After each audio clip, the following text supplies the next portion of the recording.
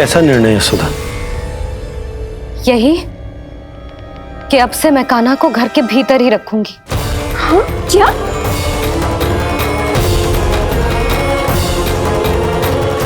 सुधा, कान्हा की सुरक्षा के लिए ये सब करने की कोई आवश्यकता ना है।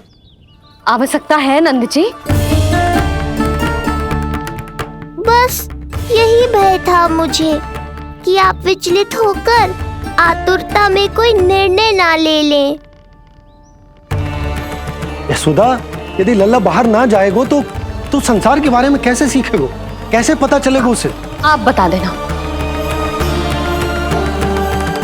किंतु आज के बाद मेरा लल्ला नंद भवन के देहरी के बाहर पाँव न रखेगो। इतना कड़ा निर्णय मत लो मैया। आज से हर समय मेरी आंखों के सामने रहेगा मेरा कान्हा।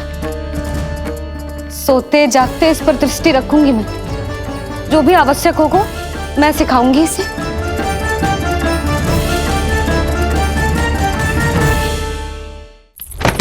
प्राप्ति नहीं प्राप्ति। यही सिखाया था मैंने तुम्हें। हाँ, कहा था ना मैंने तुम्हें कि उन पर नियंत्रण रखो, ध्यान रखो उनका। भय का बहुत बड़ा असर पड़ता है उन पे। शीघ्र ही पराजय को अपने मन में बिठा लेते हैं वो। परिस्थिति यदि उनके पक्ष में रही तो उनसे बड़ा सिंह उस वन में कोई और नहीं।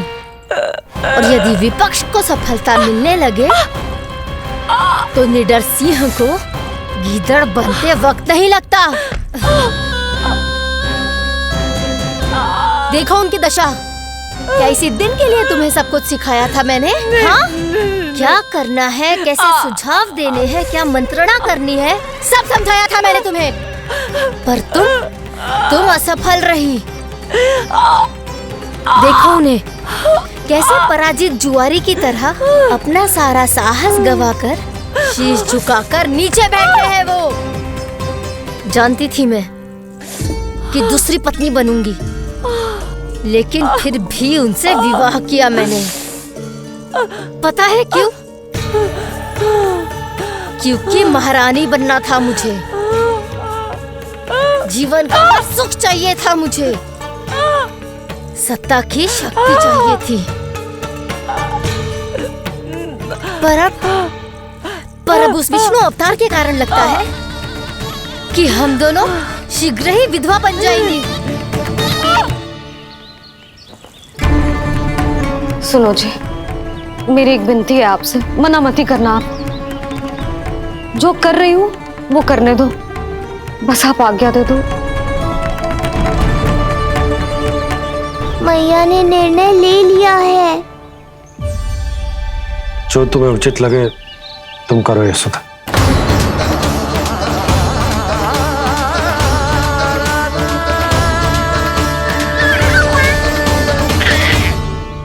महाराज कंस की मृत्यु के बाद उनके सहयोगी मंत्री सेनापति हम दोनों के साथ क्या करेंगे? नोच कर खा जाएंगे वो हम दोनों को। और ये सब होगा तुम्हारे कारण अस्ति। क्षमा, मुझे क्षमा कर दो प्राप्ति। क्षमा कायरों की लज्जा होती है अस्ति। मुझे चाहिए साहस का शस्त्र और कुटिलता के अस्त्र। जानती हो मैं महाराज को क्यों नहीं संभालती? क्योंकि मुझे भय लगता है। महाराज से नहीं, अपने क्रोध से। क्योंकि बात अगर आगे बढ़ गई तो तलवारें मयान से बाहर निकल आएगी। या तो महाराज की मृत्यु होगी या तो मेरी। मुझे क्षमा कर दो प्राप्ति। बताओ मैं क्या करूं? तुम बस मौन धारण करो, मौन। अब कुछ कहना नहीं, करना पड़ेगा। महाराज कंस के आत्मविश्वास को फिर से जगाना होगा। उन्हें ये विश्वास दिलाना होगा कि वो मथुरा नरेश कंस है और वो कुछ भी कर सकते हैं, कुछ भी।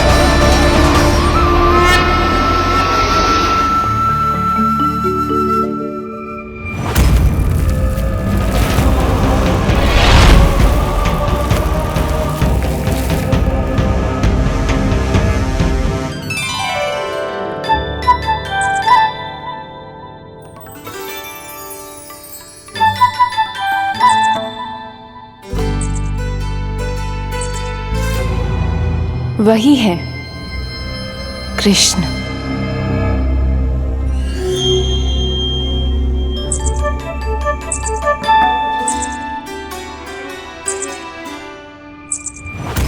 कितने वर्ष बीत गए तुम्हारी प्रतीक्षा में। हर सुबह लगता था कि तुम आज मिलोगे, पर तुम कभी नहीं आए। आज फिर आशा बांधी है, तोड़ मत देना कृष्ण।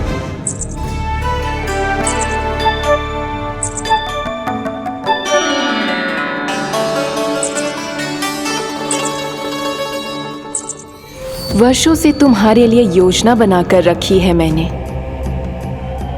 आज उसे पूरा अवश्य करूंगी मैं। अपने वर्षों की प्रतीक्षा का अंत करूंगी आज। आओ कृष्ण, ये हाथ तुम तक पहुंचने के लिए तड़प रहे हैं। बाहर आओ।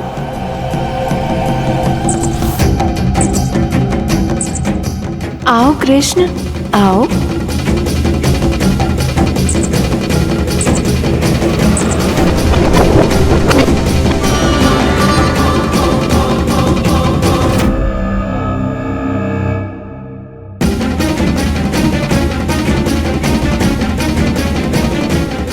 आज भी निराश कर दिया। कब आएगा वो दिन जब तुम मेरी पहुंच में होगे? कब?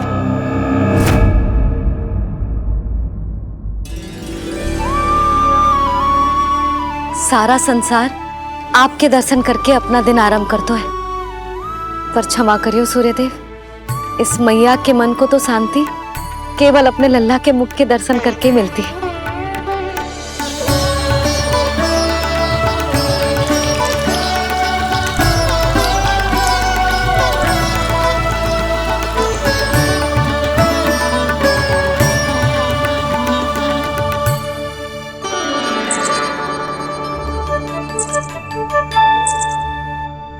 हे तुलसी मैया, आप तो इस मैया की दुविधा अवश्य समझोगे। आपको तो पता है ना, नित्य के जैसे आज भी कान्हा बाहर जाने के लिए हट करेगा, या फिर किसी ना किसी प्रकार से मुझे मनाने का प्रयास करेगा।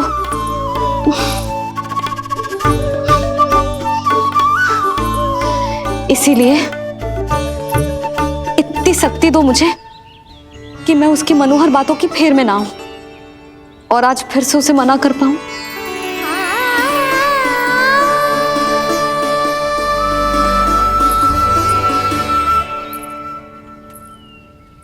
अब करेगी जसोदा अपने कान्हा के मुख के दर्शन और फिर खोलेगी अपनी आंखें। होर हो गई कान्हा, चादर से बाहर निकल और अपनी प्यारी प्यारी मुस्कुराहट दिखा दे अपनी मैया को। मेरा मुंह देख के चिल्लाए क्यों? नहीं, वो तुम इतने भयानक लग रही हो क्या मैं? ना, आज तो तुम प्रतिदिन की अपेक्षा अधिक सुंदर लग रही हो। लग रहा है मानो भोर की किरणें सूर्यदेव से नहीं तुमसे फूट रही हो। झूठी प्रशंसा मत करो आप। और ये बताओ, मेरे लल्ला के बिछौने पे आप क्या कर रहे हो? अरे तुम्हारे लल्ला नहीं गई थी उसके बिछौने पर सोने के लिए, ताकि वो तुम्हारे साथ सो सके। अब जाकर उसकी शैतानी समझ में आई मुझे, और ये शैतानी अच्छी लग रही है मुझे। आज सर्वप्रथम तुमने मेरो और मैंने तुम्हारा मुख देखो। लग तो है आज को दिन प्रेम के रस में भीग कर मीठा हो जाएगा। दिन तो तब आरंभ होगा पतिदेव, जब आप मेरे लल्ला का बिछौना छोड़ोगे और बताओगे कि कान्हा कहाँ है। ये तो रहा कान्हा,